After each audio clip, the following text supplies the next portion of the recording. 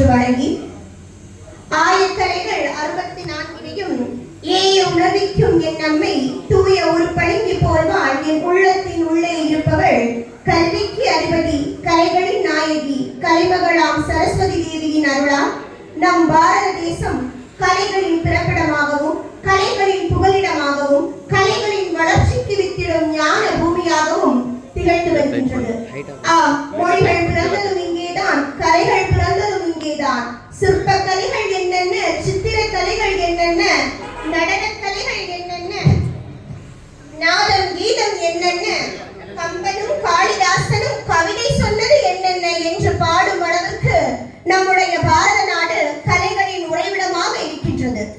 இன்று இந்த கொன்னக்குடி விலையிலே ஒரு ஆலயம் தான் எப்பொழுதும் இந்த கலைகளை வளர்ப்பதற்கான ஒரு உறைவிடமாக இருக்கும். அந்த விதத்திலே இந்த அருள்மிகு பத்ரகாளியம்மன் கோவிலின் கொடை விழாவில் ஒரு பகுதியாக நாஞ்சில் நாடு கிராமிய இசைக்கலைஞர்களுடைய நலச்சங்கமும் இணைந்து இந்த ஆலய நிர்வாகமும் இணைந்து இந்த அற்புதமான ஒரு நிகழ்வான நாட்டுப்புற கலைகளின் சங்கம விழாவானது இன்று இங்கு நடக்கவிருக்கின்றது. இந்த நிகழ்ச்சியானது இனிதே ஊர்வலத்துடன் ஆரம்பமாகியுள்ளது. ஒரு நிகழ்ச்சியை தொடங்குவதற்கு இறை சாநித்தியம் மிகவும் முக்கியம். அந்த இறைவனுடைய சாநித்தியத்தை இங்கு நிறைநிறுத்துவதற்காக இறைவனை வேண்டி இறைஞ்சி வழிபட்டு இறையருள் பெறுவதற்காக இறைவணக்கம் பாடுவதற்காக நாஞ்சில் புகழ் அம்மன் அருள் இசை பாடகர் குன்னக்குடி விளை ஸ்ரீ பத்ரகாளி அம்மன் திருக்கோவில் அர்ச்சகர் திரு வி சிவன் அவர்களை அன்போடு அழைக்கின்றனர்.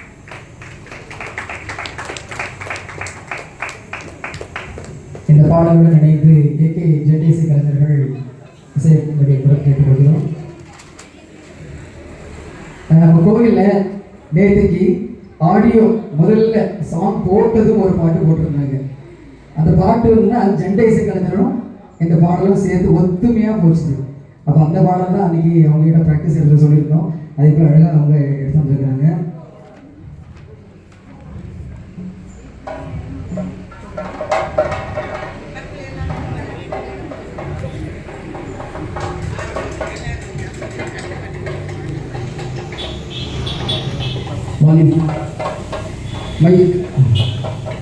வால்யூம்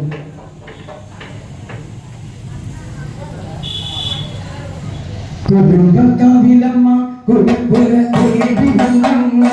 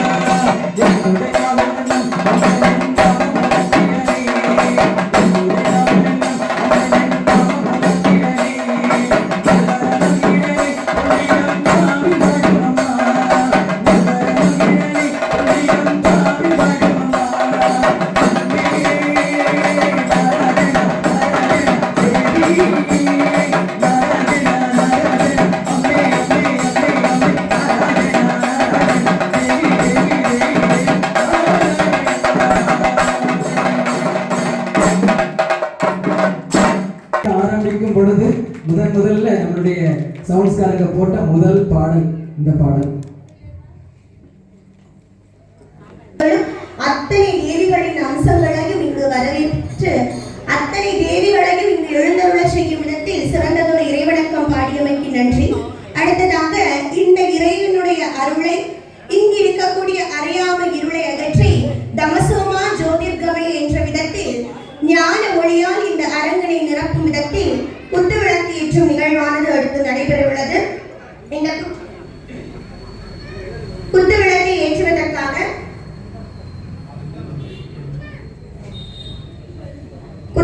ஏற்றுவதற்காக நாஞ்சிநாடு கிராமிய சங்க தலைவர் திரு குமார் அவர்களையும், உலக தமிழர் வரலாற்று பேரவை திருச்சி கலையரசு அவர்களையும், லட்சுமிபுரம் முனைவர் அழகேஷ் அவர்களையும், கலை பண்பாட்டுத்துறை ஜவஹர் சிறுவர் மற்றும் கன்னியாகுமரி மாவட்ட கலை வளர்மணி எம் ஜெயராஜ் அவர்களையும், ஸ்ரீ பத்மநாபன் அவர்களையும் மேடைக்கு வந்து குத்துவிளக்கினை ஏற்றி தருமாறு தாழ்மையுடன் கேட்டுக்கொள்கிறேன்.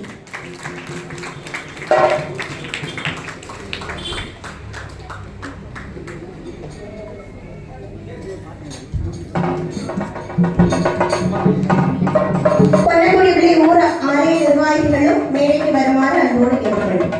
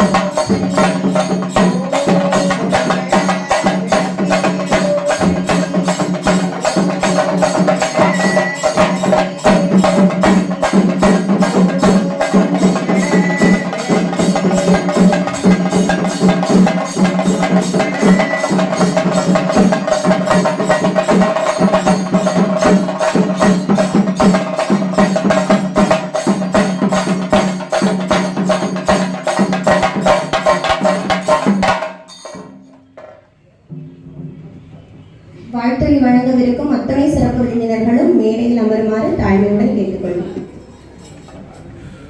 வாழ்த்துறை வழங்கவிருக்கும் ஊர் தலைவர் திரு மகேஷ் அவர்கள், நாஞ்சிநாடு கிராமிய இசை சங்க தலைவர் திரு குமார் அவர்கள், திருச்சி கலையரசு அவர்கள், ஜெயராஜ் அவர்கள், ஸ்ரீ பத்மநாபன் அவர்கள் அனைவரும் மேடையில் வந்து அமருமாறு தாழ்மையுடன் கேட்டுக்கொள்கிறேன். ஊர் பொருளாளர் திரு மோகன் அவர்களையும் மேடைக்கு வருமாறு அன்போடு கேட்டுக்கொள்கிறேன்.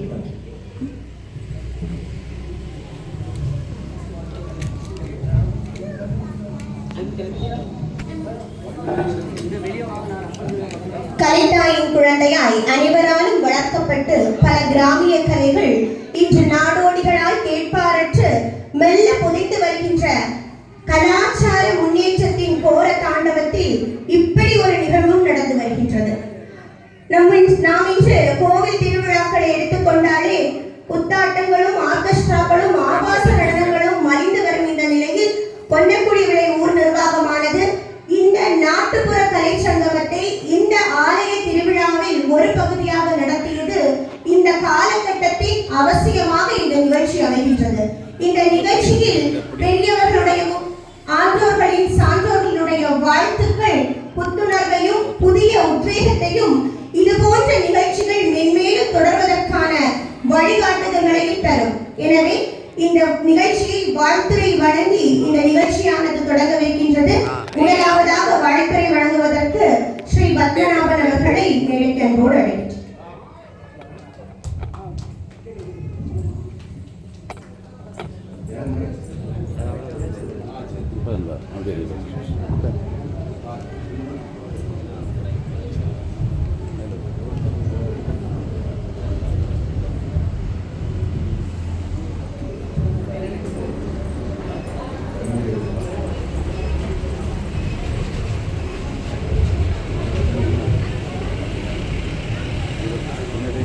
பார்வைக்குரியவர்களே,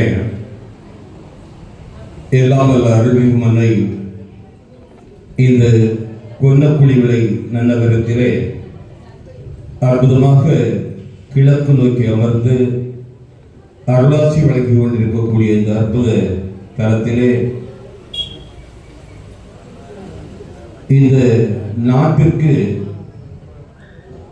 ஒரு கலாச்சாரத்தை உருவாக்கி கொடுத்த கலை என்று சொன்னால் கிராமிய கலை. இந்த கிராமிய கலையிலே பல்வேறு விதமான கலைகள் இருந்த அந்த சூழ்நிலைகள் மாறி இன்றைக்கு காலம் போகின்ற போக்கிலே அந்த கிராமிய கலை சிறுக சிறுக நசிந்து அழிந்து கொண்டிருக்கக்கூடிய இந்த காலகட்டத்திலே இது ஒரு நல்ல ஒரு ஏற்பாடாக இந்த நாஞ்சில் நாடு கிராமிய இசை கலைஞர்கள் நலச்சங்கத்தை சார்ந்த அருமைக்குரிய சகோதரர்கள் மிக நல்ல முறையிலே ஒரு முடிவெடுத்து இந்த நிகழ்ச்சியை இங்கே துவக்கி இருக்கின்றார்கள். உண்மையிலே இந்த நாட்டுப்புற கலைஞர்களுடைய வாழ்வாதாரம் மேம்பட வேண்டும் என்பதிலே எனக்கெல்லாம் உண்மையிலே மிகப்பெரிய சந்தோஷம் உண்டு. அதற்கு ஒரு உதாரணமாகத்தான் நான் மண்டைக்காடு பகவதி அம்மன் ஆலயத்திலே சிறப்பாக செயல்பட்டு கொண்டிருக்கக்கூடிய ஹைந்தவ சேவா சங்கத்தினுடைய துணைத் தலைவராக இருந்து கொண்டிருக்கின்றேன். கடந்த சில ஆண்டுகளாக ஒரு நாள் நிகழ்ச்சி, கிராமிய கலை நிகழ்ச்சி, கிராமிய கலை விழா என்று நாங்கள் நடத்தி கொண்டிருக்கின்றோம். ஒரு நாள் நிகழ்ச்சி அது சென்ற ஆண்டு ஒரு சிறிய குளறுபடி ஏற்பட்டது. ஆனால் தொடர்ச்சியாக நடந்து கொண்டிருந்தது. கிட்டத்தட்ட காலை 8 மணியிலிருந்து மாலை 4 மணி வரை அந்த கிராமிய கலை நிகழ்ச்சிகள், அனைத்து நிகழ்ச்சிகள் அங்கே நடந்தது. வில்லிசை நடந்தது, அதே மாதிரி இந்த மாதிரி அருமையான செண்ட மேளம், சிங்காரி மேளம், மற்ற பல்வேறு விஷயங்கள், பாவை கூத்து, தோல் பாவை கூத்து, இன்னைக்கு அந்த கலை இருந்து கொண்டிருக்கின்றதா என்பது தெரியவில்லை. நம்முடைய குழந்தை பருவங்களிலே எல்லாம் ஊராக இந்த ராமாயண கதைகளை தோல்பாவை கூத்து மூலமாக மக்களுக்கு வெளிப்படுத்தி கொண்டிருந்த இந்த சூழ்நிலையை நாம் பார்த்தோம். ஆனால் இன்றைக்கு அந்த கலை எங்கே போனது என்று தெரியவில்லை. நாங்கள் ஆனால் மண்டைக்காட்டில் அந்த தோல்பாவை கூத்து அந்த கலையை அருமைக்குரிய கிராமிய கலைஞர்கள் சங்கத்தை சார்ந்தவர்கள் சிறப்பாக நடத்தி தந்தார்கள். இப்படிப்பட்ட நல்ல நல்ல கலைகள் எல்லாம் இன்றைக்கு நசிவுற்று இருந்து கொண்டிருக்கின்றது. இந்த சிங்காரி மேளத்துல ஏதோ ஒரு விதமான அடிதான் அடிக்க முடியும்னு தெரியும். ஆனா இன்னைக்கு நம்முடைய பூஜாரி சிவன் அவர்களுடைய அந்த பாடலுக்கு ஏற்ப அற்புதமான இசையை அந்த சிங்காரி மேளத்தில் கொடுக்க முடிகின்றது என்பது நமக்கு இப்பொழுது தெரிகின்றது. உண்மையிலே அது ஏதோ ஒரு வித்தியாசமான ராகம் இருக்கணும்னு நினைச்சாச்சுன்னா நல்ல பாடலுக்கு இசை அமைக்கக்கூடிய அற்புதமான நிகழ்வுகளை அந்த சிங்காரி மேளத்திலே கூட உருவாக்கி கொடுக்கின்றார்கள்.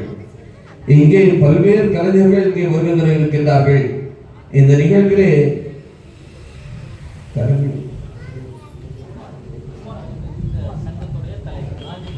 நாஞ்சில் நாட்டு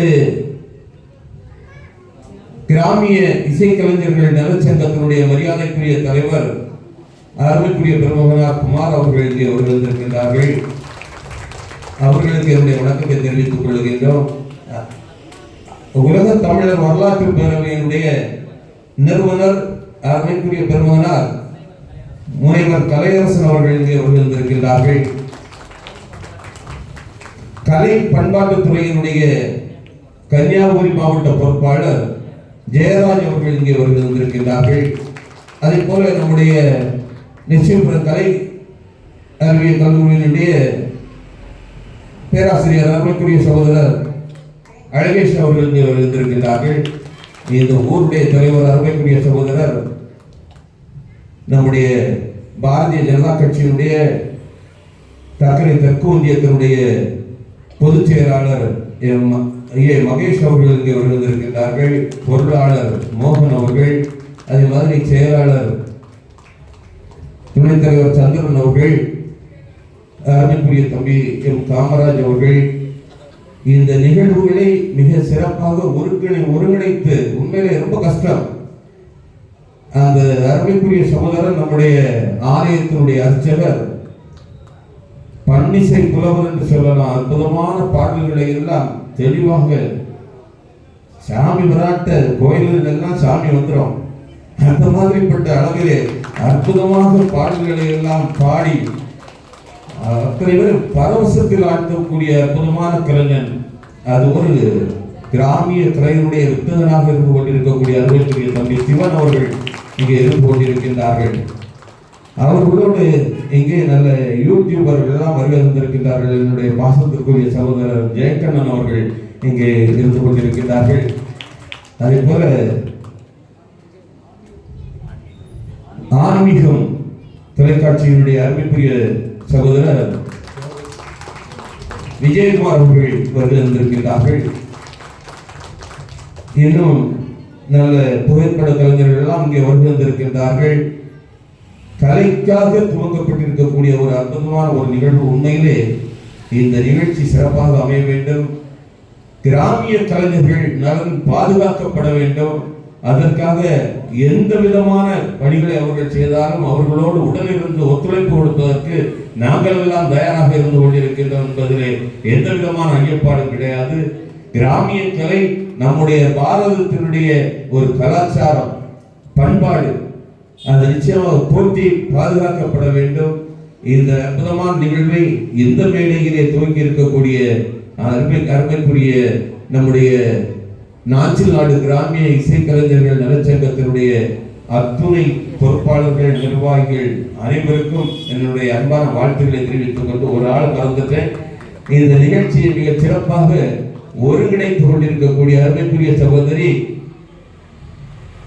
பாரதிய ஜனதா கட்சியினுடைய பிரச்சார பிரிவினுடைய மாவட்ட பொறுப்பாளர் சகோதரி அபிநயா அவர்களுக்கும் என்னுடைய அன்பான வணக்கங்களை தெரிவித்துக் கொண்டு இந்த நிகழ்விலே கலந்து கொண்டிருக்கக்கூடிய உங்கள் அத்தனை பேருக்கும் என்னுடைய வாழ்த்துக்களை, வணக்கத்தை தெரிவித்து, கிராமிய கலைஞர்களுடைய நலம் பேண வேண்டும், அதற்கு நாம் அனைவரும் ஒற்றுமையாக இருக்க வேண்டும், ஒருங்கிணைந்து செயல்பட வேண்டும் என்று கேட்டு வாய்ப்புக்கு நன்றி கூறி அமைகிறேன். பாரத் மாதா கி ஜெய்.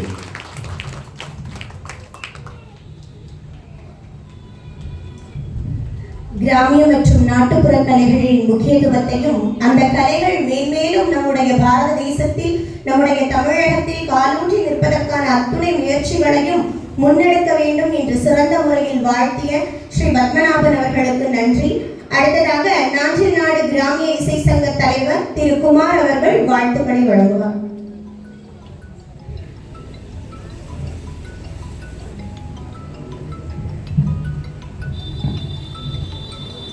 ஸ்ரீ பத்மநாபன் அவர்கள் வேறுவெளியாக இந்த நிகழ்ச்சியிலிருந்து விடைபெற இருக்கிறார். எனவே அவரை கௌரவிப்பதற்காக இந்த கொல்லக்குடி ஊர் தலைவர் திரு மகேஷ் அவர்களை கௌரவப்படுத்துவதற்காக கேட்டுக்கொள்கிறேன். இந்த நிகழ்ச்சியில கடைசி வரை இருக்கணும்னு எனக்கு ஆசைதான். ஆனா பக்கத்து ஒரு வடக்கு நொழியில் ஐயப்பா சேவா சங்கம் சார்பில் இன்னைக்கு ஒரு பேங்க் திறப்பு விழா நடந்து கொண்டிருக்கின்றது. அதற்கு செல்ல வேண்டி இருக்கின்ற காரணத்தினால் உங்களிடமிருந்து தற்காலிகமாக விடைபெறுகிறேன்.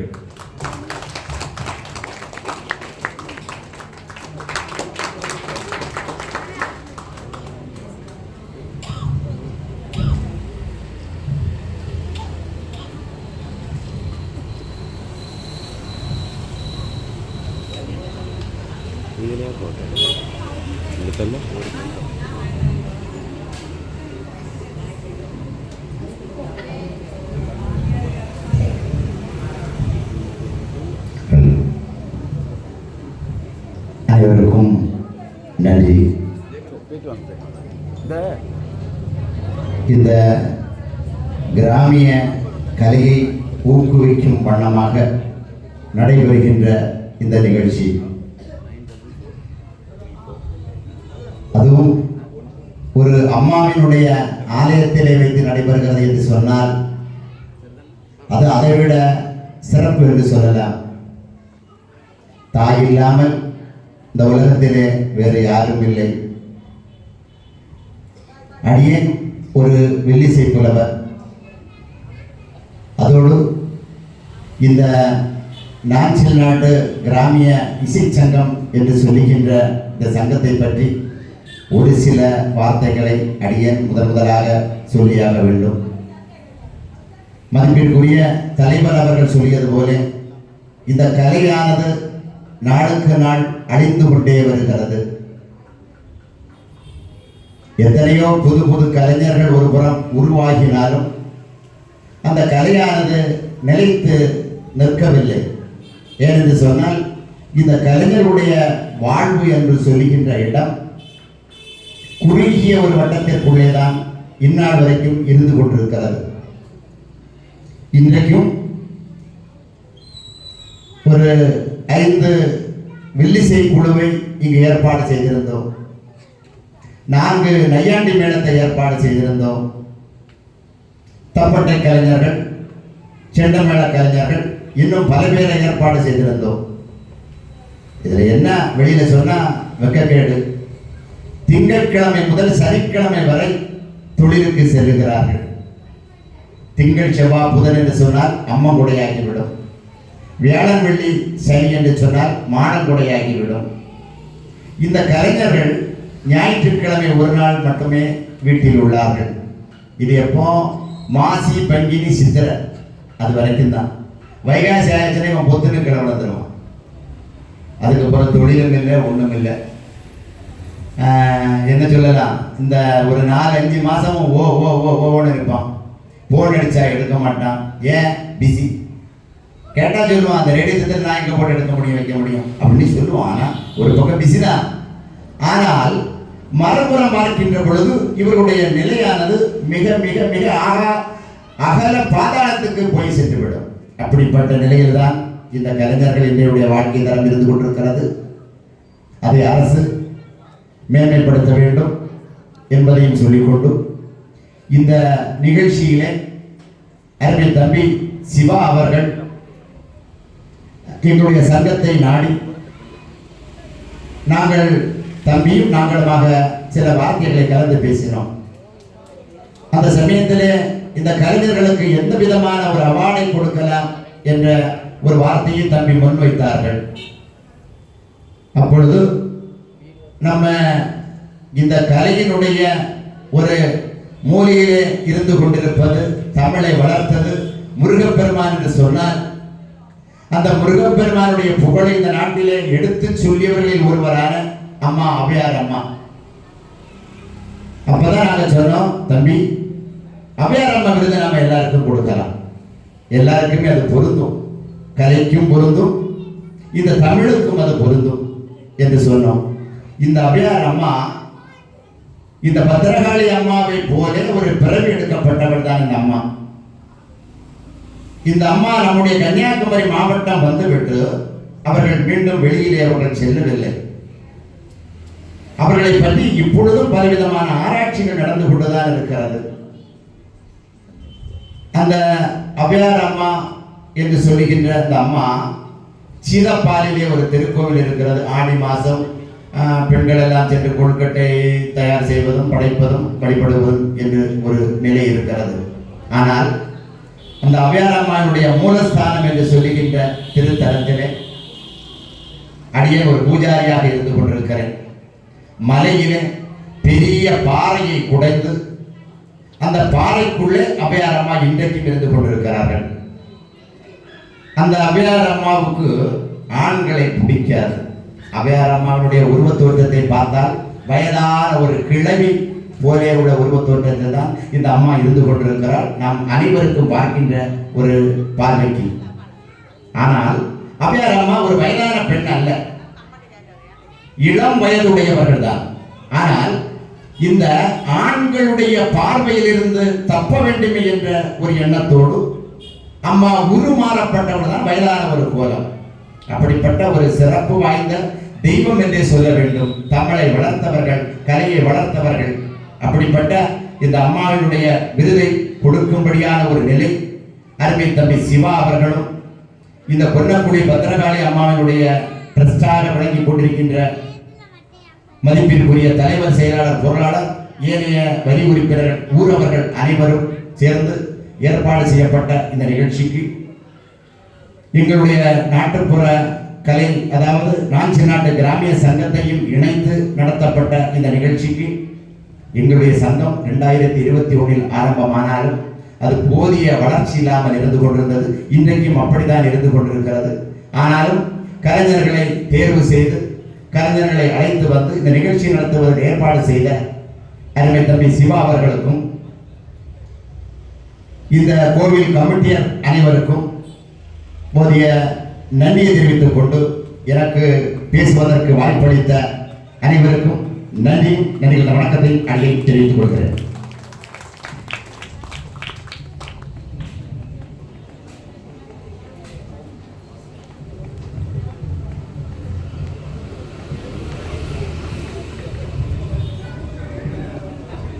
கிராமிய கலைகளினுடைய இன்றைய நிலையை குறித்தும் இந்த நிகழ்ச்சியினுடைய ஏற்பாட்டினுடைய முக்கியத்துவத்தையும் இந்த நிகழ்ச்சி எதற்காக ஏற்பாடு செய்யப்பட்டது, இந்த நிகழ்ச்சியை ஏற்பாடு செய்வதில் இருந்த சிரமங்களை குறித்தும் சிறந்த முறையில் எடுத்துரைத்து வாழ்த்துக்களை வழங்கிய நாஞ்சில் நாடு கிராமிய இசைக்கலைஞர்கள் நலச்சங்கத்தினுடைய தலைவர் திரு குமார் அவர்களுக்கு இந்த ஊரினுடைய பொருளாளர் திரு மோகன் அவர்கள் கௌரவப்படுத்துவார்கள். மற்றும் அவர்களுக்கு அவர் கூறியது போன்று அவ்வை பாட்டியினுடைய அந்த ஔவையார் விருதானது இங்கு வழங்கப்பட்டு அவர் கௌரவிக்கப்பட உள்ளார்.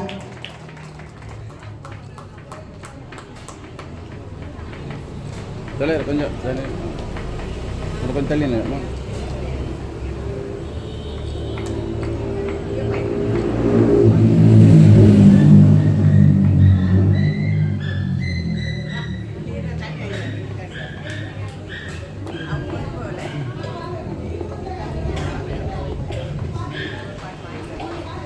உலக தமிழர் வரலாற்று பேரவையினுடைய நிறுவனர் மற்றும் தலைவர் திரு முனைவர் கலையரசு அவர்கள் இப்பொழுது நம்மிடையே வாழ்த்துரை வழங்குவார்கள். அனைவருக்கும் வணக்கம். பொன்னங்குடி விலை பத்திரகாளி அம்மன் கோவிலுடைய திருவிழாவிலே நாட்டுப்புற கலைஞருடைய சங்கமத்தை சிறப்பாக நடத்தி கொண்டிருக்கிற உங்கள் அத்தனை பேரையும் எப்படி வாழ்த்துவதென்றே தெரியவில்லை. இந்த நிகழ்ச்சியிலே எனக்கு முன்னதாக வாழ்த்துறை வழங்கி சென்றிருக்கிற ஊர் தலைவர் திரு மகேஷ் அவர்களே, நாஞ்சில் நாட்டு கிராமிய இசைக்கலைஞருடைய சங்கத்தை உருவாக்கி அதற்கு தலைவராகவும் இருக்கின்ற எனக்கு முன்னால் வாழ்த்துறை வழங்கி அமர்ந்திருக்கின்ற திரு குமார் அவர்களே, என்னை போன்று பேராசிரியராக பணியாற்றி கொண்டிருக்கிற என்னுடைய இனிய நண்பர் லட்சுமிபுரம் கலைக்கல்லூரிய வரலாற்றுத்துறை பேராசிரியர் முனைவர் அழகேஷ் அவர்களே, என்னை இந்த நிகழ்ச்சியிலே ஏற்பாட்டாளர்கள் என்னை தொடர்பு கொண்டார்களோ இல்லையோ, இந்த நிகழ்ச்சிக்கு நான் வருவதற்கு என்னுடைய பெயரையும் முன்மொழிந்து இங்கே அவர்கள் ஊரறிந்த சிலம்பாட்ட கலையினுடைய தலைவர்,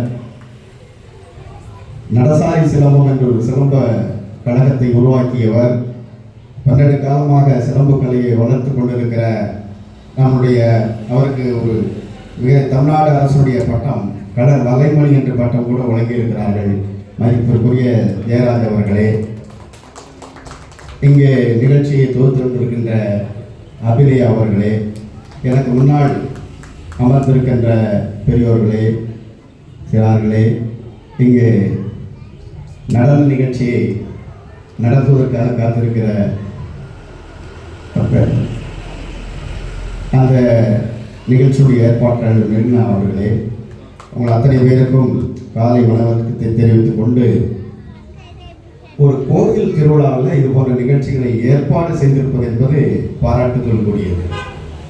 ஏனென்று சொன்னால், கோயில்னா ஆன்மீகம், ஏதோ வருவோம், ஒரு சாமியை கும்பிடுவோம், இங்கிருந்து விலகி அப்படியே போயிட்டே இருப்போம், அது என்ன கூட பார்க்க மாட்டோம். ஆனால் திருவிழாக்கள் அந்த விழாக்கள் ஏன் வந்தது என்பதை நாம் வரலாற்று பூர்வமாக ஆய்வு செய்ய வேண்டும். காவேரி பூம்பட்டினத்தில் ஒரு மாதம் இந்திர விழா நடைபெற்றதாக வரலாறு சொல்லுகிறது. இந்திரன் என்பவன் மருதலத்துடைய தலைவன் வேந்தன். வேந்தன் தான் இந்திரன் என்று அறியப்பட்டிருக்கிறான். அப்ப வேந்தனுக்கு விழா எதற்கு எடுக்க வேண்டும் என்று பார்த்தோமேயானால், வேந்தன் மழை கடவுளாக இருக்கிறார். தமிழருடைய கலாச்சாரம் பண்பாடு என்பது நம்முடைய முன்னோர்களை நோக்கி அத்தனை இருக்கும். முன்னோர் வழிபாட்டிலேயே இருக்கும். வழிபாடு என்பது முன்னோரை போற்றுதல் என்பதாகும். நாம் இருந்தால் போற்றுவோம், இறந்தால் அவருடைய வழியை பின்பற்றி நடப்போம். அதுவே வழிபாடாக மாறியிருக்கிறது என்பதைத்தான் உலகத்தமிழர் வரலாற்று பேரவை முன்வைக்கிறது. உங்களுக்கெல்லாம் ஒரு கேள்வி கேட்கணும். நம்ம எங்கே இருக்கிறோம்? கொன்னக்குடி விளை. இது எந்த மாவட்டத்தில் இருக்கிறோம்? கன்னியாகுமரி மாவட்டம். குமரினா என்ன? குமரி என்றால் என்ன என்று சொல்லுவவர்களுக்கு 100 ரூபாய் பரிசு. நான் எல்லா இடத்துலையும் இதை சொல்லுவேன். குமரி என்றால் என்ன என்று சொல்பவர்களுக்கு 100 ரூபாய் பரிசு. யாராவது சொல்லுங்க பார்ப்போம். மேடையில் இருக்கவங்க சொல்ல வேண்டாம். ஒருவேளை இங்கே தெரிஞ்சவங்க இருக்கலாம். நம்ம எதிர்க்க இருக்கிறவங்க யாராவது சொல்லலாம். குமரி என்றால் கன்னிப்பெண் என்று அந்த சிரிப்பை சொல்லியிருக்கிறாங்க.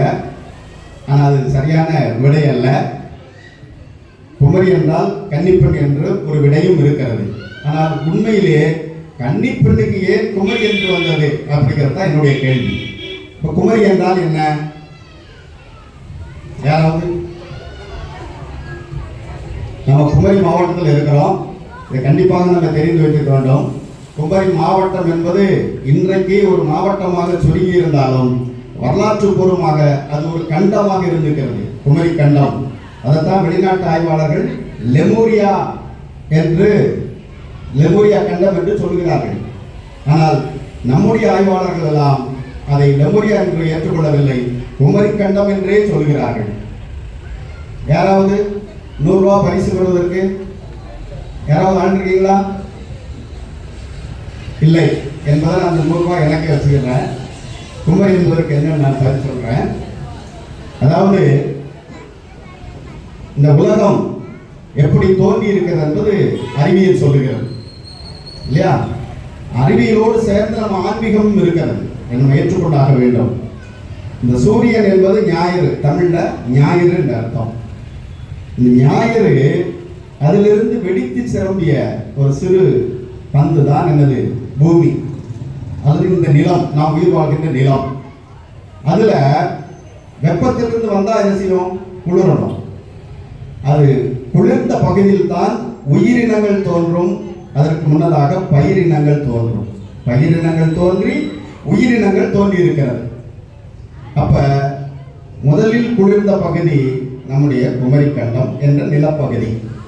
இந்த பகுதியில அதிகமாக தோன்றிய பயிரினத்தில் முக்கியமானது குமரி. குமரி என்றால் வேறொன்றும் இல்லை, சோற்று கற்றாழை. குமரி என்றால் சோற்று கற்றாழை. இப்ப நம்ம வீடுகளில் கட்டி தொங்க விட்டுருப்போம். அது நிலத்தில் வச்சாலும் இளமையா இருக்கும், கட்டி தொங்க விட்டாலும் இளமையா இருக்கும். ஆகவே என்றும் இளமையாக இருப்பதற்கு பெயர் தான் குமரி. அவர் சொன்னா இளம் பெண் குமரியாக இன்றுமே இருப்பதில்லை. வயதாக தோற்று வருகிற பொழுது வேறு நிலை. ஒவ்வொரு நிலைக்கும் நம்ம தமிழ வச்சிருக்கிறாங்க, என்ன பருவம் என்று வைத்திருக்கிறார்கள். ஆனால் அந்த குமரி செடி ஒன்றுதான், சோற்று கற்றாழை ஒன்றுதான் என்றுமே இளமையாக இருக்கிறோம். நாம் நம்முடைய வீடுகளில் வைத்திருப்பதற்கு காரணம் அது மூலிகை என்ற, அது ஒரு மூலிகை என்ற காரணத்திற்காக மட்டுமல்ல. நம் முன்னோர்கள் வாழ்ந்த பகுதி கிட்டத்தட்ட இந்த பகுதியிலிருந்து ஒரு 100 கிலோமீட்டருக்கு அப்பால் அந்த நிலப்பகுதியில் நம்முடைய முன்னோர்கள் வாழ்ந்திருக்கிறார்கள். நம்ம சிவன் இருக்கிறார். தென்னாடுடைய சிவனே போற்றி எந்நாட்டவருக்கும் இறைவா போற்றி என்றுதான் நாம் பாடுவோம். அப்ப என்ன அர்த்தம்? தென்னாட்டில் தான் சிவன் தெய்வமாகினான். அந்த சிவனை தான் உலகம் முழுவதும் வழிபட்டிருக்கிறார்கள் என்பதிலிருந்து அங்கு அந்த பயிரினம் தோன்றி பல்வேறு உயிரினங்கள் தோன்றின. அந்த உயிரினங்களில் இறுதியாக தோன்றிய உயிரினம் மனித இனம் என்று நம்முடைய தொல்காப்பியம் சொல்லுகிறது. அந்த தொல்காப்பியத்தில் சொல்ற இறுதியாக தோன்றிய உயிரினம் நாம தான். முதல் மாந்தன் தோன்றிய இடம் குமரி கண்டம். அவன் பேசிய ஞான மொழி தமிழ். இந்த அம்மா சொன்னாங்க, தமிழிலிருந்து அத்தனை மொழிகளும் உலக மொழிகள் எல்லாம் வந்தன என்று சொன்னால் முதன் பாந்தன் தமிழன், அவன் பேசிய ஞான மொழி தமிழ் என்று மொழி ஞாயிறு தேவனைய பாவனர் அவர்கள் அறுதியிட்டு உறுதியாக கூறுகிறார். உலகத்தில் எந்த அறிஞர்களும் மொழியியல் அறிஞர்களும் அதை மறுப்பதற்கு இன்று வரை இல்லை. எனவே மிகப்பெரிய பழமையான நிலத்திற்கு சொந்தக்காரர்கள் நாம் மாற்றட்டி சொல்ல வேண்டும். இந்த மனித இனத்தினுடைய ஆதி மனிதர்கள் நாம் தான் என்று சொல்ல வேண்டும். அந்த குமரி செடிக்கு இன்னொரு மூலிகைன்னா என்னது? மருத்துவ குணம் உள்ளது. எல்லா பயிரினங்களுக்கும் ஒரு மூலிகை குணம் உண்டு இல்லையா? மருத்துவ குணம் உண்டு. அது நம்முடைய தமிழர் மரபு மருத்துவமாக வருகிறது. அதை சோற்று கற்றாழைன்னு சொன்னாலே சோற்றுக்கு பதிலாக அதை சாப்பிடலாம். நெல் கண்டுபிடிச்ச பிறகுதான் சோறு என்பதே வந்திருக்கிறது. அப்படி சோறு என்பதற்கு பதிலாக அதை கூட உண்ணலாம், உணவு அருந்தலாம். அது சோற்று கற்றாழை. அல்லது நம்மளுக்கு காயப்பட்டால் அதை அந்த இடத்துல கட்டி வச்சு புண்ணையும் மாற்றலாம். அது மூலிகையாக பயன்படுகிறது. எனவே அந்த மூலிகையிலிருந்தான் இலை மூலி கடைக்குறி இலை மூலி லெமூரியா என்று வந்திருப்பதாக கூறுகிறார்கள். எனவே முதல் மாந்தன் தோன்றி இங்கிருந்து உலகம் முழுவதும் பரவி இருக்கின்றான், அவனுடைய மொழியும் பரவி இருக்கிறது என்பதற்கு சான்றாக உலக மொழிகள் அத்தனையும் தமிழ் தான் இடம்பெற்றது. தமிழ் மூலமொழியாக இருக்கிறது. சொற்கள், பல்வேறு சொற்கள் உலக மொழியுடைய சொற்களாக இருக்கிறது. நாம் வேறு மொழியை பார்த்து, ஆங்கிலத்தை பார்த்தோ அல்லது வேறு இந்திய மொழிகள் எந்த மொழியை பார்த்தோம் வியக்க வேண்டிய அவசியம் இல்லை. நம் மொழியில் இருந்தால் அத்தனை மொழிகளும் சென்றிருக்கின்றன. நம்மளுடைய வேறு சொற்கள் அத்தனையும் அந்த மொழியில் இருக்கின்றன என்ற வரலாற்று உண்மையை நாம் தெரிந்து கொள்ள வேண்டும் என்ற நிலையை இந்த நிகழ்வின் மூலமாக உங்களுக்கு வெளிப்படுத்திக் கொள்கிறேன். நாட்டுப்புற கலைக்கு வருவோம். நாட்டுப்புற கலை அல்லது கிராமிய கலை அப்படின்னு ஒரு கலை இல்லை. இன்னும் சொல்ல போனால் இந்த கலைகள் தான் மக்கள் கலை, மக்கள் அன்றாட பயன்படுத்தக்கூடிய கலை. கோயில் திருவிழாக்களே இந்த மாதிரி இதெல்லாம் இசைத்து ஆடுவது பாடுவது என்று சொன்னால், நான் ஏற்கனவே சொன்னேன், விழாக்கள் என்று சொன்னால் உழைத்து ஓய்வெடுக்கக்கூடிய மனிதர்களுக்கு அந்த மனதை இதமாக்கவும் மகிழ்ச்சியாகவும் பண்படுத்துவோம் என்ற அடிப்படையில் கலைகள் தோன்றி இருக்கின்றன. அத்தகைய கலைகளை உருவாக்கியவர்களும் தமிழர்கள் தான். அந்த அடிப்படையில் இந்த நிகழ்வு மிகவும் சிறப்பு வாய்ந்தாக இருக்கிறது. பத்திரகாளியில் நம்ம கோயிலை கும்பிட்டோம், திருநெல்வேலியில பூசணம் வீட்டுக்கு போகணும் என்று சொல்லாமல் நிகழ்ச்சியை மிக சிறப்பாக ஏற்பாடு செய்து அறிவுக்கு விருந்தாக மாற்றுகின்ற இந்த ஏற்பாட்டாளர்களை மிகவும் பாராட்டுகிறேன். கோயிலுடைய பூசகர் சிவன் அவர்கள் மிகச் சிறப்பாக ஏற்பாடு செய்திருக்கிறார். அவர் சிவன் எப்படி என்று பெயர் வைத்தார்கள் என்று தெரியவில்லை, உண்மையிலே சிவனாகத்தான் இருக்கிறார். சிவனை பற்றி ஒரு செய்தியும் சொல்லி நான் முடிக்கிறேன். சிவன் முதலில் உழவு தொழில் செய்வனாக இருந்திருக்கிறார். அவர்தான் சிவன் பாண்டிய மன்னன். பாண்டி என்று சொன்னால் உழவு அப்படின்னு அர்த்தம். பாண்டியம் என்றால் உழவு செய்தல் என்ற அர்த்தம். உழவு செய்தல் என்பது உலக மண்ணுயிர்களுக்கெல்லாம் உணவளிப்பது. அதனால்தான் திருவள்ளுவர் 10 பாடல்களை எதற்கென்று வைக்கிறார். சுழன்றும் ஏர் பின்னர் உலகம், உழந்தும் உழவே தலை, உழுதுண்டு வாழ்வாரை வாழ்வார் மற்றெல்லாம் தொழுதுண்டு பின் செல்வார். ஏன்னா உணவு இல்லை என்று சொன்னால் உலகில் மண் உயிர்கள் இல்லை. அதை படைத்து முன்னோக்கி படை நகர்த்தியவன் சிவன். அவன்தான் ஆண்டு கொண்டிருந்தான். ஆகவே ஆண்டவன் என்று ஆனார் என்ற கருத்தையும் முன்வைத்து வரலாற்றின் அடிப்படையில் இந்த நிகழ்ச்சியை நான் கண்ணோட்டு பார்க்கிறேன். இப்படிப்பட்ட நிகழ்ச்சிகளை எல்லா பகுதியிலும் நடைபெற வேண்டும். அதற்கு முன்னோட்டமாக இசைக்கலைஞர்களையும் நீங்கள் வாழ்க்க வைக்க வேண்டும். எல்லாவற்றையும் நாம் மகிழ்ச்சியோடு ஏற்றுக்கொண்டு இந்த நாள் முழுவதும் நடக்கின்ற நிகழ்ச்சி மிக சிறப்பாக நடைபெற வேண்டும் என்று வாழ்த்தி, இவ்வளவு நேரம் மிக அமைதியாக இந்த உரையை கேட்டுக்கொண்ட அத்தனை பேருக்கும் நன்றி சொல்லி விடைபெறுகிறேன். நன்றி, வணக்கம்.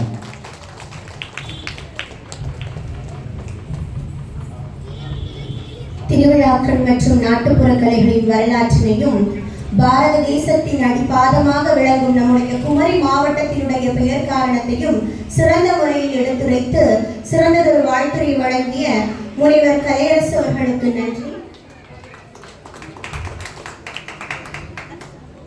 அடுத்தபடியாக கலை பண்பாட்டுத்துறை கன்னியாகுமரி மாவட்டத்தினுடைய பொறுப்பாளர் கலை வளர்மணி எம் ஜெயராஜ் அவர்கள் நமக்கு வாழ்த்துரை வழங்குவார்கள்.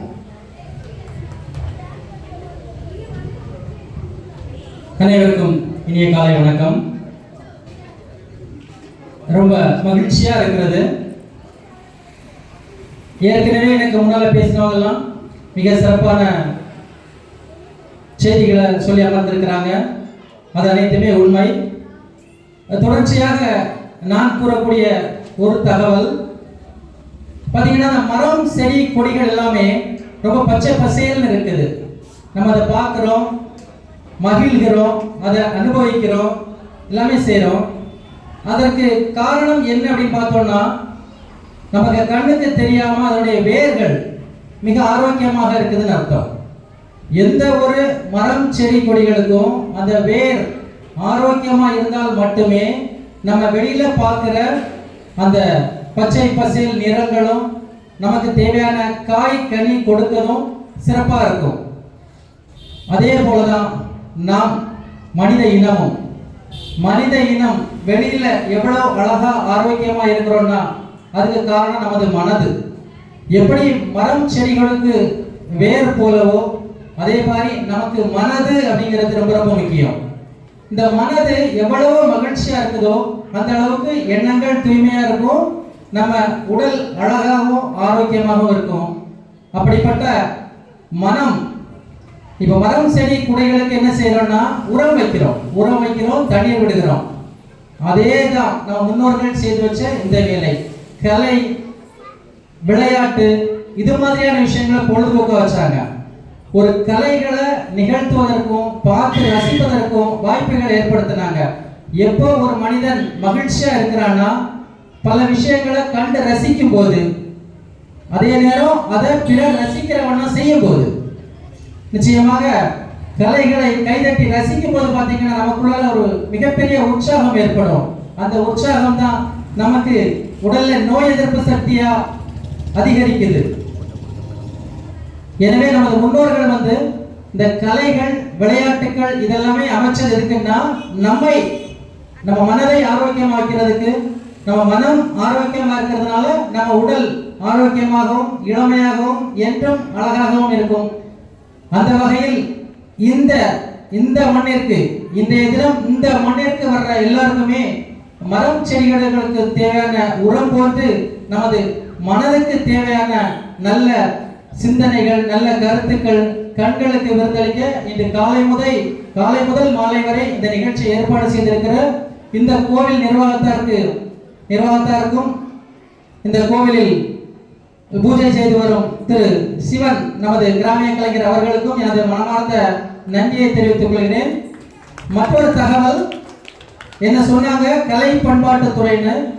கலை பண்பாட்டுத்துறை கன்னியாகுமரி மாவட்டத்து பொறுப்பாளர்னா, இந்த துறை சார்பில் கன்னியாகுமரி மாவட்டத்தில் பார்த்தீங்கன்னா 6 வயது முதல் 16 வயது வரை உள்ள மாணவர்களுக்கு நடனம், சிலம்பம், ஓவியம், பாட்டு இந்த 4 கலைகளும் இலவச பயிற்சி அளிக்கிறாங்க. தமிழ்நாடு அரசு தமிழ்நாடு முழுவதும் மாவட்டந்தோறும் மாவட்ட தலைமையில் இது மாதிரியான நிகழ்வுகள் நடத்தி வர்றாங்க. இது வார விடுமுறை நாட்களில் நாகர்கோவில் SLB அரசு மகளிர் உயர்நிலைப் பள்ளி, அதாவது சின்ன SLB ஸ்கூல் சொல்லுவாங்க, அங்க வச்சு நடந்து வருகிறது. இதுல மாவட்டத்திலிருந்து யார் வேணாலும் பங்கு பெறலாம். இந்த மாதம், அதாவது மே மாதம் மட்டும் வரக்கூடிய 5ஆம் தேதி, வரக்கூடிய திங்கட்கிழமை நாளை தொடங்கி 20 நாட்கள் இந்த பயிற்சி நடைபெறுகிறது. நாளை முதல், இன்றைக்கு பத்திரிகைகள் கூட இந்த செய்தி வந்திருக்கும்னு நினைக்கிறேன், நாளை முதல் 20 நாட்கள் நடக்குது. இதுல 6 வயது முதல் 16 வயது வரை உள்ள யார் வேணாலும் பங்கு பெறலாம். மீண்டும் சொல்கிறேன், கலைகள் சிலம்பம், நடனம், ஓவியம், பாட்டு இந்த 4 கலைகளையும் பயிற்சி நிறைவில் பயிற்சி பெற்றதற்காக ஒரு சான்றிதழ்கள் வழங்குவாங்க. இந்த வாய்ப்பை இந்த ஊர் மக்கள் மட்டுமல்லாமல் இங்கே இருக்கிற மக்கள் பிற மாணவர்களுக்கு எடுத்து சொல்லலாம், இதையும் பயன்பெறலாம். அந்த வண்ணமே இந்த நிகழ்ச்சிக்கு என்னையும் அழைத்து மிக அழகாக ஏற்பாடு செய்து இன்று காலை முதல், இப்போ கொஞ்ச நேரத்தில் தொடங்கிறோம் கலை நிகழ்ச்சிகள், இன்று காலை முதல் மாலை வரை மனித மனங்களுக்கு தேவையான ஆரோக்கியத்தையும் இளமையும் வழங்குவதற்காக பல்வேறு கலைஞர்கள் வந்திருக்காங்க. இந்த கலை நிகழ்ச்சி மிகவும் சிறப்பாக நடந்தேறணும், வெற்றி பெறணும் என்று வாழ்த்துகிறேன். மட்டுமல்லாமல் எனக்கு இந்த வாய்ப்பினை வழங்கிய இந்த ஊர் நிர்வாகம், இந்த கோவில் நிர்வாகம் மற்றும் சிவன் அவர்களுக்கும் மனமார்ந்த நன்றிகளை தெரிவித்துக் கொள்கிறேன். நன்றி, வணக்கம். மனமது செம்மையானால் மந்திரம் ஜெபிக்க வேண்டாம் என்பார்கள். ஒரு மனிதனுடைய மனது செம்மையடைவதற்கு நாட்டுப்புற கலைகள் எவ்வளவு உதவியாக இருக்கிறது என்பதை சிறந்த முறையில் எடுத்துரைத்ததற்கு நன்றி. அடுத்ததாக வாழ்த்துறை வழங்குவதற்காக லட்சுமிபுரம் கலை மற்றும் அறிவியல் கல்லூரியினுடைய வரலாற்றுத்துறை தலைவர் பேராசிரியர் திரு அழகேஷ் அவர்களை அன்போடு அழைக்கின்றேன்.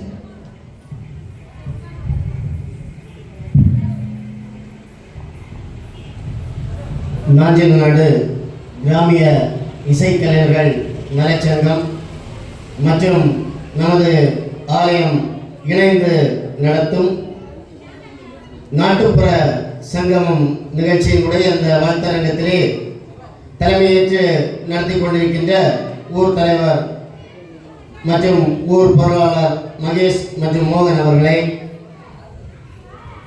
இச்சங்கத்தினுடைய குமரி மாவட்ட தலைவர் மதிப்புமிகு விஜயன் அவர்களை, எனக்கு முன்பாக இங்கே உரையாற்றி சென்ற முன்னாள் தக்கலை ஊராட்சி ஒன்றியத்தினுடைய பெருந்தலைவர் மரியாதைக்குரிய ஸ்ரீ பத்மநாபன் அவர்களே மற்றும் நமது மாவட்டத்தினுடைய மிக முக்கியமான ஒரு சிலம்ப கலைஞர் ஜபராஜ் அவர்களே, முக்கியமாக எங்கள் வரலாற்று குடும்பத்தினுடைய முன்னாள் சேர்மன் மதிப்பிற்கும் மரியாதைக்கும் உரிய பேராசிரியர் கலையரசு சார் அவர்களே மற்றும் இந்த நிகழ்ச்சிகளை மிக சிறப்பாக இங்கே ஏற்பாடு செய்திருக்கின்ற நமது ஆலய பூஜாரி சிவன் அவர்களே, நிகழ்ச்சியை சிறப்பான முறையிலே தொகுத்து வழங்கி கொண்டிருக்கின்ற அபிநயா அவர்களே மற்றும் புகைப்பட கலைஞர்களை, நாட்டுப்புற கலைஞர்களை மற்றும் ஊர் பொதுமக்களை அனைவருக்கும் இந்த வேளையிலே இனிய வணக்கத்தினை தெரிவித்துக் கொள்கின்றேன். முதலாவதாக இந்த நிகழ்ச்சியானது நமது ஆலயத்திலே நடைபெறுவதற்கான ஏற்பாடுகள் நடைபெறும் பொழுது நமது ஆலய பூஜாரி அவர்கள் என்னிடம் ஒரு வாழ்த்துறை வழங்குமாறு கேட்டார்கள். மிகவும் சந்தோஷமாக இருந்தது. ஏன்னா ஒரு நல்ல ஒரு தீம் இன்னைக்கு பார்த்தீங்கன்னா உலகம் நவீனமயமாக மாறிக்கொண்டிருக்கக்கூடிய ஒரு வேலை. நமது குழந்தைகளுக்கு இன்று நீங்க பார்த்தீங்கன்னா டிஜே தெரியும், ஆர்கெஸ்ட்ரா தெரியும், நாட்டுப்புற கலைகள் தெரியுமா அப்படின்னு கேட்டால் தெரியாது. ஏன்னா இன்னைக்கு நிறைய ஸ்கூல்களில் நிறைய கலைகள் கற்றுக் கொடுக்குறாங்க. அதில் நாட்டுப்புற கலைகள் எத்தனை கற்றுக் கொடுக்கிறார்கள் என்று கேட்டால் அது ரொம்ப குறைவான முறையில் தான் கற்றுக் கொடுக்குறாங்க. நம்ம சார் சொன்னது போல இந்திர விழா நடைபெறும். இந்திர விழாவிலே அனைத்து வகையான கலைகளும் இடம்பெறும். நாட்டுப்புற கலைகள் எப்படி தோன்றியது அப்படின்னு கேட்டீங்கன்னா மக்களிடமிருந்து மட்டும்தான் தோன்றியது. ஏன்னா ஒரு பாடல் இன்னைக்கு கூட நீங்க பார்க்கலாம், மரம் வெட்டக்கூடியவங்க விரைவாக தங்கள் வேலையை செய்வதற்காக ஒரு பாடலை பாடிக்கொண்டேதான் அவர்கள் மரத்தை வெட்டுவார்கள். அதே போல நம்ம ஈபியில் இருக்கக்கூடிய லைன்மேன்ல பாத்தீங்கன்னா அந்த போஸ்டர் கம்பத்தை நம்ம இதுல ஏற்றும் போது பாத்தீங்கன்னா என்னன்னா அவர்கள் ஒரு பாடலை இந்த மாதிரி நாட்டுப்புற கலைகள் உருவாகி வந்தது. நாட்டுப்புற கலைகள் தான் ஆரம்ப காலகட்டத்திலே நம்ம வரலாற்றிலே இடம் பிடித்திருந்தது. ஆனால் நவீனமயமாக்கத்தினுடைய விளைவாக இன்னைக்கு நாட்டுப்புற கலைகளானது நலிவடைந்து காணப்படுகிறது. அதான் உண்மை. பல்வேறு விதமான கலைகள் இருக்குது. நம்ம நாகர்கோவில்ல புத்தக கண்காட்சி நடக்கும். அந்த புத்தக கண்காட்சியில ஈவினிங் மாலை வேளையில ஒவ்வொரு நாட்டுப்புற கலைகளை போடுவாங்க. உதாரணமா நான் போயிருக்கும் போது சாருக்கு சிலம்ப கலை அங்க ஒளிபரப்பாயிட்டு இருந்தது. நிறைய கலைகள் இருக்குது. ஆனா அனைத்து கலைகளுமே இன்று ஒரு நலிவடைந்து இருக்கக்கூடிய ஒரு சூழல் இருக்குது. அதே போலதான் சார் சொன்னது போல 3 மாதங்கள் மட்டும்தான் அவர்களுக்கு தொழில், மற்ற மாதங்கள் எல்லாம் அவர்களுக்கு தொழில் இல்லை. அதனால்தான் நிறைய பேர் பாத்தீங்கன்னா தங்களது பொருளாதார தேவைகளுக்காக இந்த கலைகளை விட்டு செல்லக்கூடிய ஒரு நிலைமையிலே இருக்கிறார்கள். ஆகவே இந்த மாதிரியான ஒரு சூழலில் நமது ஆலயத்தில் நடைபெறும் இந்த நிகழ்ச்சியானது நாட்டுப்புற கலைஞர்களுக்கு ஒரு ஊக்கத்தை ஏற்படுத்தும் ஒரு நிகழ்ச்சியாக இருக்க வேண்டும். அதற்கு நாம் அனைவரும் ஒத்துழைக்க வேண்டும் என்று கூறி வாழ்த்துவதற்கு வயதில்லை, வணங்கி விடைபெறுகின்றேன். நன்றி, வணக்கம். நாட்டுப்புற கலைகள் மனித வாழ்வியலோடு எப்படி தொடர்புபடுத்தப்பட்டுள்ளது என்பதை சிறந்த முறையில் எடுத்துரைத்த திரு அழகேஷ் அவர்களுக்கு நன்றி. அடுத்தபடியாக வாழ்த்துறை வழங்குவதற்கு கொன்னக்குடி விளை ஊரினுடைய தலைவர், தக்கலை தெற்கு ஒன்றிய பாரதிய ஜனதா கட்சியின் பொதுச் செயலாளர் திரு மகேஷ் அவர்களை அழைக்கிறேன். அனைவருக்கும் அன்பார்ந்த காலை வணக்கம். இந்த நிகழ்ச்சியை நாம் ஊரில் நடத்துவதற்கு உறுதுணையாக இருந்து ஏற்பாடு செய்த நமது ஊர் கோயில் பூசாரி சிவன் அவர்களுக்கு எங்களுடைய ஊர் சார்பாகவும் என் சார்பாகவும் மனமார்ந்த நன்றியை தெரிவித்துக் கொள்கிறோம். முதலில் இந்த நாட்டுப்புற கலையை ஊக்குவிக்க வேண்டும் என்ற எண்ணத்தில் தொடங்கப்பட்ட இந்த நாட்டுப்புற கலை சங்கமும் திட்டுவிளை இசைக்கலைஞர்கள் நலச்சங்கம் திட்டுவிளை அவர்கள் வந்திருக்கும் தலைவர் குமார் அவர்களுக்கு எங்கள் ஊர் சார்பாக நன்றியை தெரிவித்துக் கொண்டு அண்ணன் அவர்கள் இங்கு வருகை தந்ததற்கு நாங்கள் மரியாதை செலுத்துகிறோம். அடுத்து இந்த நாட்டுப்புற கலை நலச்சங்கத்துக்கு எங்கள் ஊர்களுக்கு வருகை தந்த திரு கலையரசன் அவர்களுக்கு எங்களுடைய ஊர் சார்பாக மனமார்ந்த நன்றியை தெரிவித்துக் கொள்கிறோம். அடுத்து நமது ஊருக்கு வருகை தந்த கலை மற்றும் பண்பாட்டுத்துறை ஜெயராஜ் அவர்களுக்கும் எங்கள் ஊர் சார்பாகவும் என் சார்பாகவும் மனமார்ந்த நன்றிகளை தெரிவித்துக் கொள்கிறோம். அடுத்து நமது ஊரை சார்ந்த அழகேஷ் கலை மற்றும் அறிவியல் லட்சுமிபுரம் காலேஜ் பேராசிரியர் பணியாற்றி வருகிறார். அன்னார் அவர்களுக்கும் நமது ஊர் சார்பாகவும் பொதுமக்கள் அனைவர் சார்பாகவும் நன்றியை தெரிவித்துக் கொள்கிறோம். அடுத்து அபிநயா பாரதிய ஜனதா கட்சியின் பிரச்சார பிரிவு நிர்வாகியாக இருக்கிறார். அன்னார் அவர்களுக்கும் நமது ஊர் சார்பாகவும் அனைவர் சார்பாகவும் நன்றியை தெரிவித்துக் கொள்கிறோம். அடுத்து இந்த நிகழ்ச்சி ஒருங்கிணைத்து நடத்திக் கொண்டிருக்கும் நம் சிவாரி அவர்களுக்கு இந்த நிகழ்ச்சியை சாயங்காலமாய் சிறப்பாக நடத்தி தருவதற்காக அவர்களுக்கு எங்களுடைய நன்றியை தெரிவித்துக் கொண்டு நமது ஊர் பொருளாளர் திரு எம் மோகன் அவர்களுக்கும் நமது ஊர் சார்பாகவும் அனைவரும் சார்பாகவும் நன்றியை தெரிவித்துக் கொண்டு நிகழ்ச்சியை தொடர்வதற்கு ஊக்கமளித்து அனைவரும் அமைதியாக இருந்து நிகழ்ச்சியை கண்டுகளிக்கும்படி கேட்டுக்கொள்கிறோம்.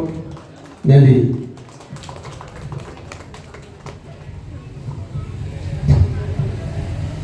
நன்றி அண்ணா. அடுத்தபடியாக வாழ்த்துறை வழங்குவதற்காக இந்த ஊரினுடைய பொருளாளர் திரு மோகன் அவர்களை அழைக்கின்றோம்.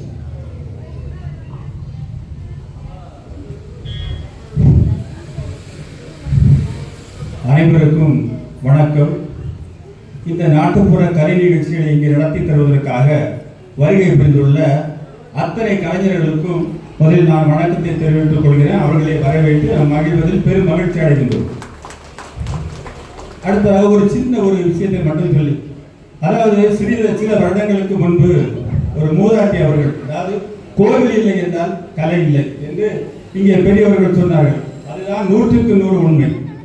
அந்த மூதாட்டி ஒரு தடவை அவருடைய கனவில், அந்த கனவிலே ஒரு 4 அல்லது 5 வயது மதிக்கத்தக்க ஒரு பெண் குழந்தை சென்று, பாட்டி நான் ஊஞ்சல் ஆடப் போகிறேன், நான் ஊஞ்சல் ஆடுவதை நீங்கள் பார்க்க வர வேண்டும் என்று அழைக்கிறது. அப்பொழுது பாட்டி சொல்கிறார்கள், அம்மா இது நேரமாகிவிட்டது, இந்த நேரத்தில் ஊஞ்சல் ஆட வேண்டாம், உனது வீடு எங்கே இருக்கிறது, ஒரு வீட்டிலே நான் கொண்டு விட்டு விடுகிறேன் என்று அந்த பாட்டி சொல்கிறார்கள். உடனே அந்த குழந்தை சொல்கிறது, இல்லை அம்மா, நான் கண்டிப்பாக ஊஞ்சல் ஆடுவதை நீ பார்க்க வேண்டும், நீ வெளியிலே வா, நான் ஊஞ்சல் ஆடுகிறேன் என்று சொல்கிறது. உடனே சரி, குழந்தை அல்லவா அழைக்கிறது, பாட்டியும் உடனே வெளியில் வந்து விட்டார்கள்.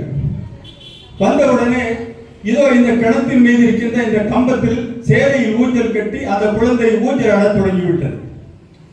உடனே அதை பாட்டி பார்த்து மகிழ்கிறார்கள். குழந்தை சொல்கிறது, அம்மா நான் ஊஞ்சல் ஆடுவது நன்றாக இருக்கிறதா என்று சொல்கிறது. உடனே பாட்டியும், அம்மா நீ ஊஞ்சல் ஆடுவது சிறப்பாக இருக்கிறது, ஆகவே போதும் அம்மா, நான் பார்த்து ரசித்து விட்டேன், நீ உன் வீடு எங்கே இருக்கிறதாமா, நான் கொண்டு விடுகிறேன் என்று அந்த குழந்தை சொல்கிறது. உடனே பாட்டி சொல்கிறார்கள், உடனே குழந்தை, என் வீட்டிற்கு நானே போய் விடுவேன், நீ அங்கேயே நின்று பாரு, நான் இப்போது வீட்டுக்கு போகிறேன் என்று அந்த குழந்தை இந்த கம்பத்தில் இருந்து இறங்கி உடனே கோயிலுக்குள் சென்று விட்டது.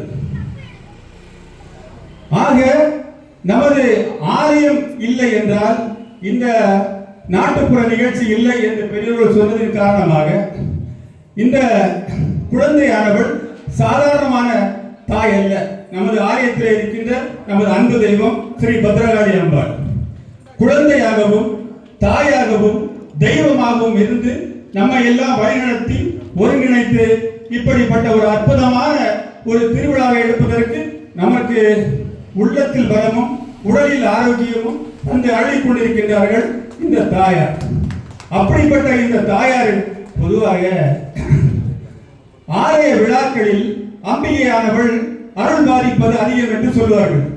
காரணம், மற்ற நாட்களில் நமது சொந்த தேவைக்காக அல்லது வேலைக்காக அல்லது வேறு சில காரணங்களுக்காக நாம் இங்கிருந்து வெளிநாடு அல்லது வெளியூர்களுக்கு அல்லது வெளி மாநிலங்களுக்கு நாம் சென்று விடுவது வழக்கம். ஆனால் ஆலயத்தில் கொடை விழா என்று அறிவித்த உடனே அனைவரும் ஊர் திரும்பி அந்த ஆலயத்தில் நடக்கின்ற அத்தனை நிகழ்ச்சிகளிலும் நாம் கலந்து கொள்ளும். அதிலும் அம்பிகைக்கு நடக்கின்ற அபிஷேக ஆராதனை தீபாராதனை அந்த நிகழ்ச்சியில் ஊர் மக்கள் அனைவரும் ஒன்று திரண்டு அந்த நிகழ்ச்சியை பார்த்து நாம் அனைவரும் அவள் கண் முன்னால் நிற்கின்ற பொழுது அந்த தீபாராதனையின் போது அவள் கண்டிருந்து பார்க்கின்ற அந்த நேரத்தில் நம்மை எல்லாம் ஒன்று சேர ஒற்றுமையோடு அவள் பார்க்கின்ற பொழுது நமது பிள்ளைகள் அனைவரும் நம்மை நோக்கி வந்துள்ளார்கள். இந்த அற்புதமான ஒரு நேரத்தில் அவர்களுக்கு கொடுக்க வேண்டியதை நாம் கொடுத்து விட வேண்டும் என்று அவள் மனதிலே கொண்டு நாம் வைக்கின்ற கோரிக்கைகளுக்கு எல்லாம் அவள் அங்கே விடை தந்து விடுவாள். நம் கைமேல பலனாக கொடுத்து நம்மை சந்தோஷமாக வீட்டிற்கு அனுப்பி வைப்பாள். அப்படிப்பட்ட தாயாரை நமது ஊரிலே வைத்து நாம் வணங்கிக் கொண்டிருக்கின்றோம். இது நமக்கு அனுபவபூர்வமாகவும் தெரியும், அறிவுபூர்வமாகவும் தெரியும். எந்த நிலையில் பார்த்தாலும் இதை நாம் அனைவரும் உள்ளமாற நாம் உணர்ந்திருக்கின்றோம். ஆகவே இந்த விழாவில் இப்படிப்பட்ட அற்புதமான ஒரு நிகழ்ச்சியை ஏற்பாடு செய்த நமது ஆலயத்தினுடைய மரியாதைக்குரிய பூசாரி சிவன் அவர்களுக்கு வாழ்த்துக்கள் வாழ்த்துக்கள் வாழ்த்துக்கள். நாம முதல் தடவையாக அவர் இந்த ஆலயத்திற்கு வருகின்ற பொழுது அவரை பற்றி நமக்கு எதுவும் தெரியாது. அவர் இந்த ஆலயத்தினுடைய சூழ்நிலையை பார்த்துவிட்டு இங்கு இருக்கின்ற மக்களுடைய நிலைமையை பார்த்துவிட்டு இந்த ஆலயத்தில் நாம் புதிதாக ஏதாவது கொண்டு வர வேண்டும் என்ற ஒரு அற்புதமான எண்ணத்தோடு இந்த நிகழ்ச்சிகள் என்றால் இதல்ல, நாம் இதற்கு முன்னால் நிறைய பார்த்திருக்கின்றோம். ஏராளமான நிகழ்ச்சிகளை இங்கே நடத்தி தந்தார்கள். நான் ஏற்கனவே அம்பிகையானவள் இதில் ஊஞ்சல் ஆனதை நான் குறிப்பிட்டேன். அதை சில வருடங்களுக்கு பிறகு நாம் இப்பொழுது அம்பிகையை ஊஞ்சலில் நிறுத்தி நாமே ஆட்டிவிட்டோம் என்பதை நாம் அனைவரும் உணர்வோம். எனவே அதிகமாக பேச விரும்பவில்லை, நேரமில்லை. அனைவருக்கும் வாழ்த்து கூறி விடைபெறுகிறேன். நன்றி, வணக்கம்.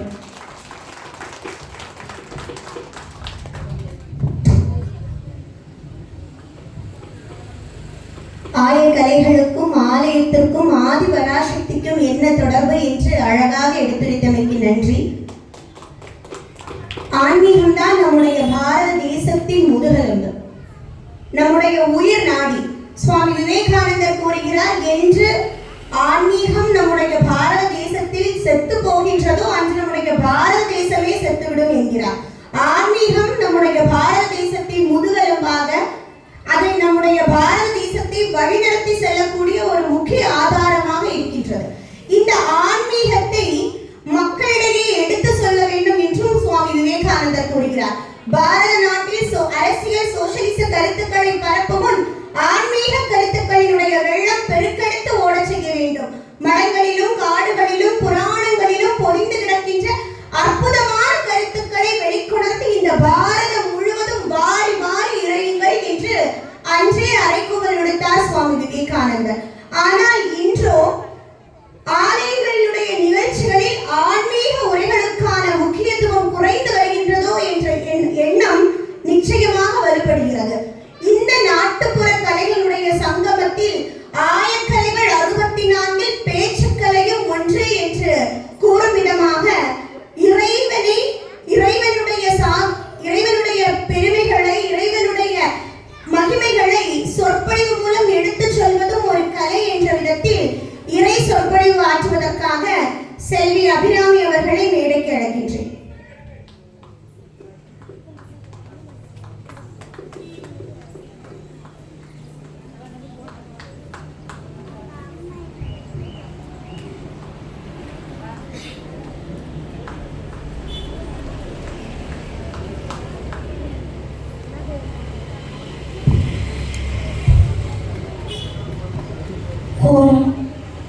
स्वरूपिणी देवी मनशोक विनाशिनी विश्व भ्रमणकारिणी देवी முத்தாரம்பிகே நமோஸ்துதே.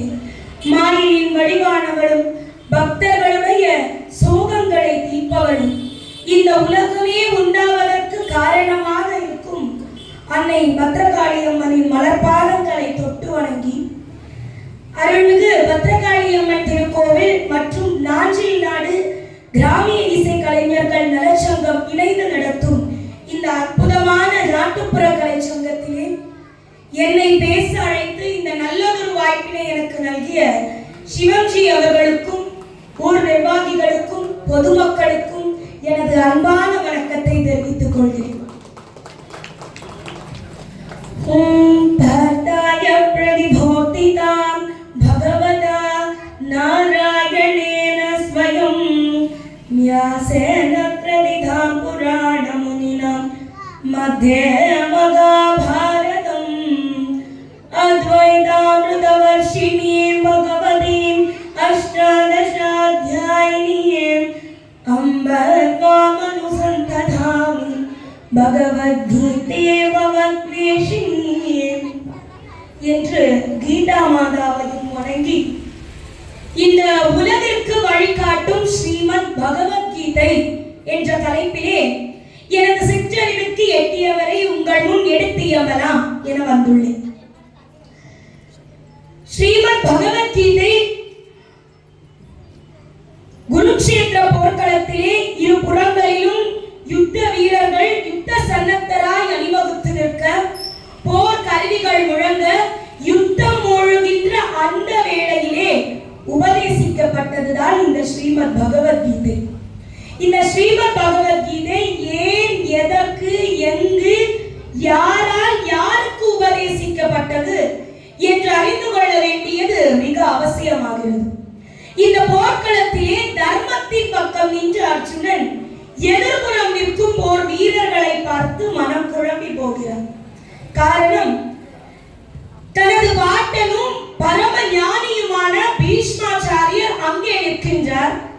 தனக்கு வில்வித்தை கற்றுத் தந்த குரு துரோணாச்சாரியர் அங்கே நிற்கின்றார். மேலும் தான் மதித்து போற்ற தகுந்த எண்ணற்ற போர் வீரர்கள் அங்கே நிற்கின்றனர். இவர்கள் யாவரையும் இந்த போரிலே நான் கொன்று குவிக்க வேண்டுமா என்று மனம் குழம்பி போகிறார்.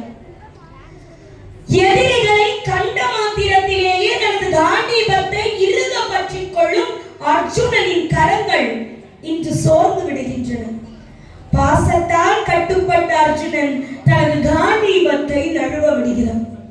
இந்த வேளையிலே கண்ண பரமாத்மா குதஸ்வாகச்மலமிதம் விசமே சமுபஸ்திதம் அநாரிய ஜூஷ்டம் அஸ்வர்க்கியம் அகீர்த்திகரம் அர்ஜுனா क्लैप्यम मास्मघम पार्था नैदं द्वयूपवत्यते शूत्रम हृदय दौर्बल्यम त्यक्तो उत्तिष्ठ परन्तवा. அதாவது எதிரிகளை எரிப்பவனை பார்த்தா அற்பமான மனத்தளர்ச்சியை விட்டுவிட்டு வில்லினை எடடா, கையில் வில்லினை எடடா, அந்த புள்ளிய கூட்டத்தை பூழ்த்தி செய்திடடா என்று பல அறிவுரைகளை கூறி போர் புரியும்படி கட்டளையிடுகிறார். இதுவே கீதா உபதேசம். அன்பானவர்களே, இந்த கீதையானது போர்க்களத்திலே உபதேசிக்கப்பட்டதற்கு ஒரு தனி காரணம் உண்டு. இந்த போர்க்களத்தில் அர்ஜுனனுக்கு ஏற்பட்ட மனக்குழப்பம் வாழ்க்கை என்னும் போர்க்களத்தில் நாம் ஒவ்வொருவருக்கும் ஏற்படக்கூடிய ஒன்றுதான். எது நன்மை, எது தீமை, என்ன செய்ய வேண்டும் என்று அறியாமல் தவித்த அர்ஜுனனுக்கு கீதையை உபதேசித்து தெளிவு பெறச் செய்த கண்ண பரமாத்மா அதன் மூலம் வாழ்க்கையை எப்படி வாழ வேண்டும் என்று அறியாமல் தவிக்கும் மானுட வர்க்கத்துக்கே ஒரு தெளிவான பாதையை காட்டியுள்ளார். உண்மையில் சொல்ல போனால் இந்த வாழ்க்கை என்ற போர்க்களத்திலே நாம் ஒவ்வொருவரும் வாழ தெரியாத அர்ஜுனர்கள். எனவேதான் மரண ஓசை ஓங்கார கூச்சலிடும் அந்த போர்க்களம் கீதையில் நிலக்கலனாக தேர்ந்தெடுக்கப்பட்டது. இந்த மனித வாழ்க்கையே ஒரு முடிவில்லாத போராட்டம் தான். நாம் எதை பெற வேண்டுமானாலும் போராட வேண்டியுள்ளது. ஒரு உயிரை அழித்துதான் இன்னொரு உயிர் வாழவே முடியும். இதுதான் இயற்கை நியதி. ஆனால் இது எப்படி வாழ வேண்டும் என்பதை தெள்ளத் தெளிவாக கூறுவதுதான் ஸ்ரீமத் பகவத்கீதை. இந்த ஸ்ரீமத் பகவத்கீதை உலகிற்கு எப்படி வழிகாட்டுகிறது என்று பார்ப்போம்.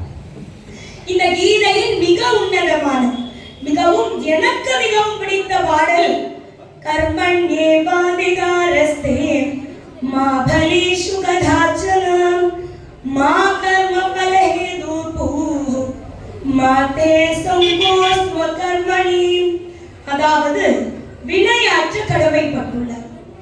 வினை பயனில் ஒருபோதும் பெருமை பாராட்டாதே, வினை பயனை விளைவிப்பவன் ஆகிவிடாதே, ஒருபோதும் வினை ஆற்றாமலும் இருக்காதே. அதாவது ஒரு மனிதன் தனது கடமைகளை சரிவர ஆற்ற வேண்டும் என்று கண்ண பரமாத்மா கூறியுள்ளார். யாரையும் சோம்பேறிகளாக இருக்க கூறவில்லை. அப்படி ஒருவன் தனது கடமையை ஆற்றும் பொழுது தனக்கு மரணமே ஏற்பட்டாலும் அது நல்லது. ஒருவன் தனது கடமையை சரிவர ஆற்ற வேண்டும் என்றால் உற்றார் உறவினர் யான் எனது என்று பார்க்காமல் தனது கடமையை சரிவர ஆற்ற வேண்டும். அப்படி ஆற்றினால் அதன் பலனும் நிச்சயமாக நமக்கு கிடைக்கும்.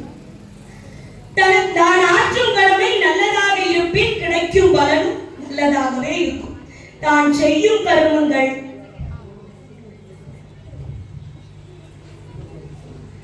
தீயதாக இருப்பின் கிடைக்கும் பலனும் தீயதாகவே இருக்கும். ஆக ஒரு மனிதன் தனது கடமையை சரிவர ஆற்ற வேண்டும் என்று கீதை கூறுகிறது. அடுத்து இந்த கீதை, ஆனால் இன்று நமது நாட்டில் நடப்பது என்ன? நாம் நமது கடமையை சரிவர ஆற்றுகிறோமா என்ற நிச்சயமாக இல்லை. இன்று அடிமட்டம் தொடங்கி உயர்மட்டம் வரை எந்த துறையை எடுத்துக்கொண்டாலும் லஞ்சமும் ஊழலும் தலைவிரித்தாடுகிறது. இன்றெல்லாம் பலத்தை பெற்றுவிட்ட பிறகுதான் அதற்குரிய செயலையே ஆற்ற தொடங்குகிறார்கள். இந்த நிலை மாற வேண்டும். அதற்கு இவர்கள் அனைவரும் கீதை கூறும் பாதைப்படி வாழ கற்றுக்கொள்ள வேண்டும். அன்பானவர்களே,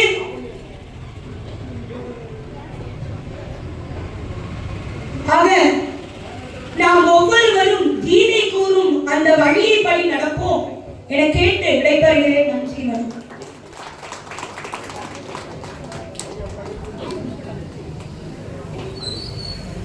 சனாதன தர்மத்தின் புனித நூலாக, முக்கிய நூலாக கருதப்படுவது ஸ்ரீமத் பகவத்கீதை. அந்த ஸ்ரீமத் பகவத்கீதையானது மனித வாழ்க்கையில் நாம் ஒவ்வொருவருக்கும் தினம் தினம் ஏற்படுகின்ற போராட்டத்தை நாம் எப்படி கடந்து வரலாம் என்ற மனப்போராட்டத்திலிருந்து விடுவிப்பதற்கான உபதேசம். அந்த கீதை என்பது வெறும் சம்ஸ்கிருத பாடல்கள் அல்ல, மனித வாழ்க்கைக்கு தேவையான அறிவுரைகளை, ஒரு மனிதன் எப்படி வாழ வேண்டும் என்பதற்கான அறிவுரைகளை எடுத்து கூறும் ஒரு வாழ்வியல் நூல் என்று அழகாக எடுத்துரைத்தமைக்கு நன்றி. கரகாட்டமும் காவடியும் மந்தைக்கு மத்தியிலே, வீதியிலே வில்லுப்பாட்டு வில்லாசமாய் கதை சொல்ல, ஊர்கூட்டம் சூழ்ந்திருக்கும் தெருக்கூத்து பார்க்கத்தான் முந்திக்கிட்டு இடம் பிடிக்க, காசு போட ஆசை இருந்தும் கையை மட்டும் தட்டிக்கிட்டு கூத்து பார்க்க ஊரு சனம் சொல்லி சிரிக்கும் ஒரு வாரம். பாரத கதையும் கர்ணனின் கொடையும் கலியுகம் பார்த்தது அந்த இரவில் மட்டும்தான். இன்றோ அரிதாகி போனது அத்தனையும். காரணம் பெரிதாகி போன தொடுதிரை கைபேசிகளாலும் தொலைக்காட்சி தொடர் கதைகளாலும். இன்று ஆலய திருவிழாக்களுடைய காட்சியே மாறிவிட்டது. அந்த விதத்தில் இன்று இந்த கொன்னக்குடிவிலையிலே இந்த இசைகளுக்கும் இந்த நடனத்திற்கும் நாட்டுப்புற கலைகளுக்கும் முக்கியத்துவம் கொடுப்பதற்கான நம்முடைய கண்களுக்கு விருந்தான கலை நிகழ்ச்சிகளானது ஆரம்பமாக இருக்கின்றது. இதன் முதல் நிகழ்ச்சியாக ஓசையின் ஒழுங்கான வடிவம் இசை. அது அசை போட வைக்கும் அனைத்தையும், இசை கேட்டால் புவியசைந்தாடும் இகவரம் யாவும் இயக்கும் அனைத்தையும் மயக்க வைக்கும் ஒரு மந்திர சக்தி உடையது இசை. இந்த இசை வடிவத்தை நமக்கு செண்டை மேளம் மூலமாக நமக்கு வழங்குவதற்காக ஏகே செண்டை மேளம் அவர்களை அழைக்கின்றேன். மேடையில் இருக்கும் சிறப்பு விருந்தினர்கள் தயவு கூர்ந்து மேடையின் கீழே சென்று அவர்களுக்கு ஒதுக்கப்பட்டுள்ள